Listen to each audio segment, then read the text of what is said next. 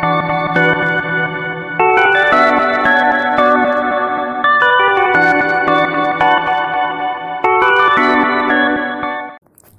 Students, welcome to Brain Mentor Academy. और आज हम शुरू कर रहे हैं 12th क्लास बायोलॉजी का चैप्टर नंबर 4 का लेक्चर 4, यानी कि आज आपका चौथा लेक्चर शुरू होने जा रहा है।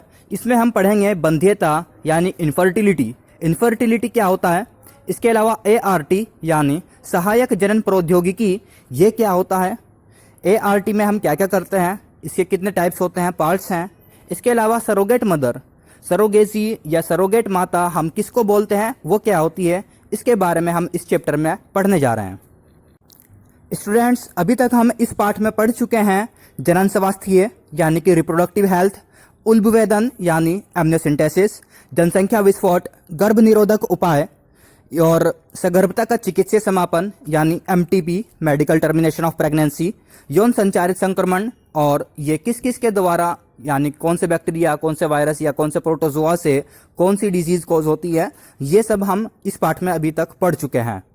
और यदि आपने हमारे चैनल को अभी तक सब्सक्राइब नहीं किया है तो प्लीज़ सबसे पहले हमारे चैनल को सब्सक्राइब करें और बेल आइकन ज़रूर दबाएं, ताकि आपको हमारा आने वाले वीडियो का नोटिफिकेशन सबसे पहले मिले। और वीडियो को लास्ट तक देखें ताकि आप सभी टॉपिक्स को अच्छे से क्लियर कर सको। वीडियो देखने के बाद में हमें यह ज़रूर बताएं कमेंट कर कि आपको हमारा यह वीडियो कैसा लगा। तो ठीक है, शुरू करते हैं। तो स्टूडेंट्स, हम शुरू करते हैं बंध्यता यानी इनफर्टिलिटी। इनफर्टिलिटी क्या होती है, इसे पढ़ते हैं अब हम। विश्व में अनेक दंपति संतान उत्पन्न करने में असमर्थ होते हैं। यह शारीरिक, जन्मजात, रोगजन्य, औषधिक, प्रतिरक्षात्मक या मनोवैज्ञानिक कारणों से हो सकता है। यह पुरुष या स्त्री में पाए जाने वाले दोष के कारण हो सकता है। बंध्यता क्या है, बंध्यता किन किन में हो सकती है, दंपति संतान में, दंपति जो होता है वह संतान उत्पन्न करने में असमर्थ है, तो इस चीज को हम बंध्यता या इनफर्टिलिटी कहते हैं। इनफर्टिलिटी क्या चीज है, जब कोई दंपति यानी कि कोई कपल होता है अपने एक बेबी को प्रोड्यूस करने में असमर्थ होता है या इनेबल होता है, उस चीज को हम इनफर्टिलिटी या बंध्यता कहते हैं। ये किन कारणों से हो सकती है, वो कारण निम्न है: शारीरिक, जन्मजात, रोगजन्य, औषधिक, प्रतिरक्षात्मक या मनोवैज्ञानिक कारण हो सकते हैं। और ये इनफर्टिलिटी किन किन में पाई जा सकती है, पुरुष में या स्त्री में या दोनों में यह दोष पाया जा सकता है। अब हम पढ़ते हैं ART यानी सहायक जनन प्रौद्योगिकी। इसे बोलते हैं हम असिस्टेड रिप्रोडक्टिव टेक्नोलॉजीज। ये क्या होता है, इनफर्टिलिटी क्लिनिक्स द्वारा निदानिक जांच में सहायता करके एवं सहायक जनन प्रौद्योगिकी द्वारा उपचार करके बंधे दंपतियों को संतान उत्पन्न करने में मदद दे सकते हैं।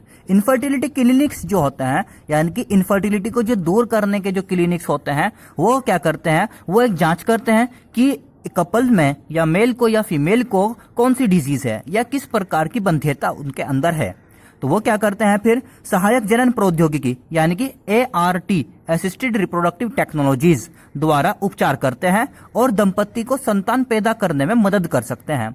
यह ART कितने प्रकार की हो सकती है, IVF हो सकती है, इन विट्रो फर्टिलाइजेशन, इसके अलावा GIFT हो सकती है, गैमेट इंट्राफेलोपियन ट्रांसफर, या ICSI हो सकती है, इंट्रासाइटोप्लाज्मिक स्पर्म इंजेक्शन, या AI आर्टिफिशियल इंसेमिनेशन हो सकती है, या कुछ और भी इसके प्रकार हो सकते हैं। इन सभी प्रकारों को हम पढ़ेंगे, यानी कि इनफर्टिलिटी को दूर कैसे करते हैं हम इस चैप्टर में या इस लेक्चर में यही पढ़ेंगे।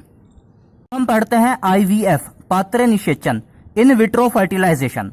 शरीर के बाहर लगभग शरीर के भीतर जैसी स्थितियों में निषेचन के द्वारा भ्रूण स्थानांतरण, एम्ब्रियो ट्रांसफर, जिसे हम ET भी बोलते हैं, ऐसा एक उपाय है। इसे टेस्ट ट्यूब बेबी कार्यक्रम के नाम से जाना जाता है।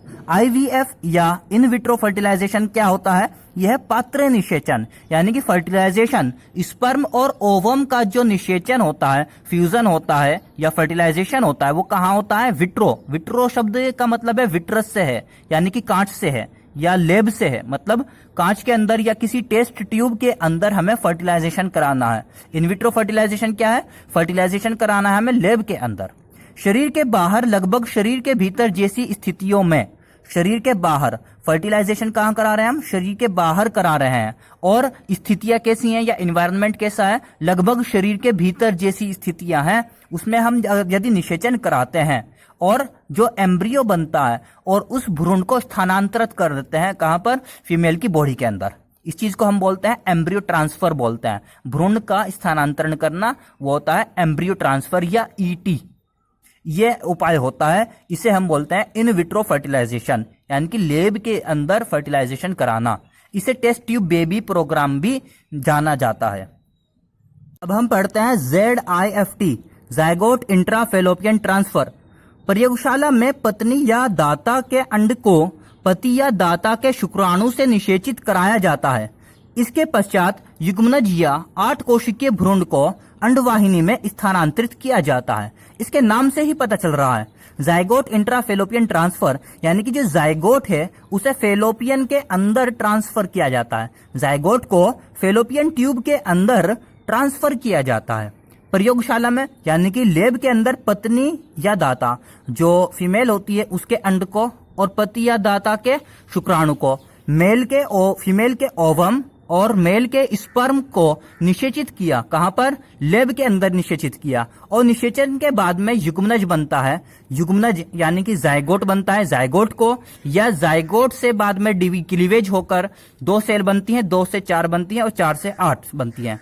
8 कोशिकीय भ्रूण को, या तो ज़ायगोट को या 8 कोशिकीय भ्रूण को अंडवाहिनी बोलते हैं हम फेलोपियन ट्यूब को, जो कि ओवरी और यूटीरस इन दोनों के बीच की जो नलिका होती है उसे हम बोलते हैं फेलोपियन ट्यूब। तो उसे हिंदी में बोलते हैं हम अंडवाहिनी। तो इस चीज को अंडवाहिनी में स्थानांतरित किया जाता है, तो इसे हम ZIFT या ज़ायगोट इंट्राफेलोपियन ट्रांसफर बोलते हैं। IUT, इंट्रा यूटेराइन ट्रांसफर, ये क्या होता है?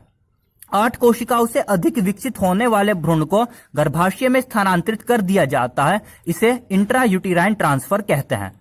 IUT यानी कि इंट्रा यूटेराइन ट्रांसफर, ये क्या है? यदि ज़ायगोट को और ज़ायगोट से लेकर 8 कोशिकाओं तक के भ्रूण को हम ट्रांसफर करते हैं, उसे करते हैं हम फेलोपियन ट्यूब में, तो इसलिए इसे हमने क्या कहा है? Zygote intra fallopian transfer. यदि 8 सेल से ज्यादा डेवलप हो जाता है, 8 कोशिकाओं से अधिक विकसित हो जाता है अगर भ्रूण, तो उसे हम गर्भाशय में स्थानांतरित करते हैं। इस चीज को हम क्या बोलते हैं? Intra uterine transfer. यानी कि हमें उस एम्ब्रियो को ट्रांसफर कहां पर करना है? यूटीरस के अंदर ट्रांसफर करना है। यदि हम एम्ब्रियो को यूटीरस के अंदर ट्रांसफर करते हो, यूटीरस यानी गर्भाशय में ट्रांसफर करते हो, तो इसे हम बोलते हैं हम इंट्रा यूटेराइन ट्रांसफर। उम्मीद है आपको ये दोनों बातें क्लियर हो गई होंगी कि ZIFT क्या है और IUT क्या है, और ये दोनों किसका पार्ट है? ये IVF, ये इन विट्रो फर्टिलाइजेशन, पात्र निषेचन का ही एक पार्ट है ये। Now GIFT, gamete intrafallopian transfer, फेलोपी नलिका में स्थानांतरित। ये क्या होता है? जिन स्त्रियों में अंडाणु उत्पन्न नहीं हो सकते लेकिन वे निषेचन और भ्रूणीय विकास के लिए उपयुक्त वातावरण प्रदान कर सकती हैं, इसके लिए दाता स्त्री से अंडाणु प्राप्त करके उसकी फेलोपियन नलिका में स्थानांतरित कर दिया जाता है। इसे GIFT कहते हैं। GIFT, गैमीट इंट्राफेलोपियन ट्रांसफर, नाम से ही पता चल रहा है इसके कि गैमीट्स को ट्रांसफर किया जाता है फेलोपियन ट्यूब में। गैमीट्स को फेलोपियन ट्यूब में ट्रांसफर किया जाता है, फेलोपी नलिका में स्थानांतरित। फेलोपियन ट्यूब क्या होती है? ये आपको बताया था, अंडवाहिनी जो होती है। यूटीरस और ओवरी इन दोनों के बीच में जो नलिका होती है उसे हम फेलोपियन ट्यूब बोलते हैं। जिन स्त्रियों में, जिन फीमेल्स में अंडाणु उत्पन्न नहीं हो सकते हैं, ये उनमें किया जाता है जिनमें ओवम रिलीज नहीं होता है, लेकिन वे निषेचन और भ्रूणीय विकास के लिए उपयुक्त वातावरण प्रदान कर सकती हैं। यहां पर फीमेल को केवल एक ही प्रॉब्लम है कि वो ओवम रिलीज नहीं कर सकती हैं, लेकिन निषेचन के लिए उनकी बॉडी उपयुक्त है और इसके बाद में भ्रूणीय विकास के लिए भी उनकी बॉडी या उनका यूटीरस जो है वो बिल्कुल उपयुक्त है। तो क्या किया जाता है इसमें? दाता स्त्री से यानी किसी दूसरी फीमेल से जो अपना ओवम या अंडाणु डोनेट करना चाहे, तो दाता स्त्री से अंडाणु लेकर फेलोपियन ट्यूब में स्थानांतरित कर दिया जाता है। इस चीज को बोलते हैं GIFT, गैमीट इंट्राफेलोपियन ट्रांसफर। अब हम पढ़ते हैं ICSI, इंट्रासाइटोप्लाज्मिक स्पर्म इंजेक्शन, अंतः कोशिकीय शुक्राणु निक्षेपण। यह एक दूसरी प्रक्रिया है जो लेब में अपनाई जाती है। इसमें शुक्राणु को सीधे ही अंडाणु में अंतःक्षेपित किया जाता है। ICSI इंट्रासाइटोप्लाज्मिक स्पर्म इंजेक्शन क्या होता है, इसे हम पढ़ते हैं। ये एक ऐसी प्रक्रिया है जो लेब में अपनाई जाती है, सभी ये लेब में अपनाई जाती हैं। इसमें शुक्राणु को सीधे ही अंडाणु में अंतःक्षेपित किया जाता है, मतलब शुक्राणु जो होता है, स्पर्म जो होता है, उसे सीधे सीधे अंडाणु में अंतःक्षेपित किया जाता है। इसके नाम से भी पता चलता है कि स्पर्म को इंजेक्ट कर दिया जाता है। किसमें इंजेक्ट किया जाता है? अंडाणु यानी ओवम के अंदर इंजेक्ट किया जाता है। इसे बोलते हैं ICSI, अंतः कोशिकीय शुक्राणु निक्षेपण। अब इसके बाद में हम देखते हैं AI, आर्टिफिशियल इंसेमिनेशन, कृत्रिम वीर्यसेचन तकनीक हम इसे बोलते हैं। इस तकनीक का प्रयोग वहां किया जाता है जहां पुरुष के वीर्य में शुक्राणुओं की संख्या बहुत कम होती है। पुरुष के वीर्य में शुक्राणुओं की संख्या बहुत कम होती है अथवा पुरुष वीर्य सेचन करने सकने में असमर्थ होता है। इस तकनीक में दाता से शुक्राणुओं को प्राप्त करके कृत्रिम रूप से स्त्री की योनि में प्रविष्ट किया जाता है। आर्टिफिशियल इंसेमिनेशन ये एक ऐसी टेक्निक है, एक ऐसी ART है। ART का मतलब आपको बताया था, असिस्टेड रिप्रोडक्टिव टेक्नोलॉजीज। कृत्रिम वीर्यसेचन तकनीक आर्टिफिशियल इंसेमिनेशन ये है जहां पर पुरुष वीर्य में शुक्राणुओं की संख्या बहुत कम होती है। पुरुष का जो वीर्य होता है, मेल का जो सीमेन होता है, उसके अंदर स्पर्म्स की संख्या बहुत कम होती है। या पुरुष वीर्य सेचन कर सकने में असमर्थ है। वीर्य सेचन का मतलब होता है insemination, transfer of semen into the female reproductive organ, या transfer of semen to the vagina, हम इसे बोल सकते हैं इंसेमिनेशन को। तो ये क्या है? पुरुष वीर्य सेचन कर सकने में असमर्थ हो या वीर्य में शुक्राणु स्पर्म की संख्या बहुत कम हो, तब यह तकनीक अपनाई जाती है। इसमें क्या करते हैं, किसी दूसरे दाता से यानी किसी दूसरे पुरुष से शुक्राणु प्राप्त कर लिए जाते हैं और कृत्रिम रूप से स्त्री की योनि यानी वेजाइना में प्रविष्ट कर दिए जाते हैं। तब इस टेक्निक को बोलते हैं हम आर्टिफिशियल इंसेमिनेशन, कृत्रिम वीर्य सेचन तकनीक। इसके भी नाम से पता चलता है कि इंसेमिनेशन आर्टिफिशियल तरीके से कराया जाता है। अब हम पढ़ते हैं IUI, इंट्रायूटेराइन इंसेमिनेशन, अंतःगर्भाशयी वीर्य सेचन। यदि तकनीकी रूप से पुरुष के वीर्य को स्त्री के गर्भाशय में प्रविष्ट किया जाता है, इसे अंतःगर्भाशयी वीर्य सेचन कहते हैं। AI आर्टिफिशियल इंसेमिनेशन में हमने पढ़ा है कि सीमेन या स्पर्म को फीमेल की बॉडी के अंदर एंट्री कराई जाती है, और यहाँ पर हम बात करें सीमेन को यूटीरस के अंदर पहुंचाना है। अगर सीमेन को यूटीरस के अंदर पहुंचा रहे हैं, वीर्य सेचन कर रहे हैं गर्भाशय के अंदर, तो इसे IUI बोलते हैं, इंट्रायूटेराइन इंसेमिनेशन बोलते हैं। अब हम पढ़ते हैं सरोगेट मदर, सरोगेट माता या होस्ट मदरिंग हम इसे बोलते हैं।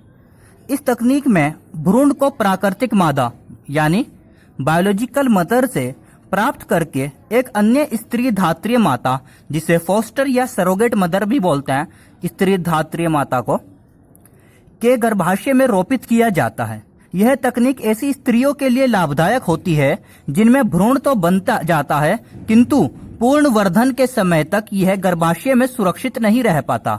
सरोगेट मदर क्या होती है, या होस्टिंग मदर या होस्ट मदरिंग या सरोगेट माता हम किसे बोलते हैं, या ये इस तरह की एक टेक्निक कहाँ अपनाई जाती है?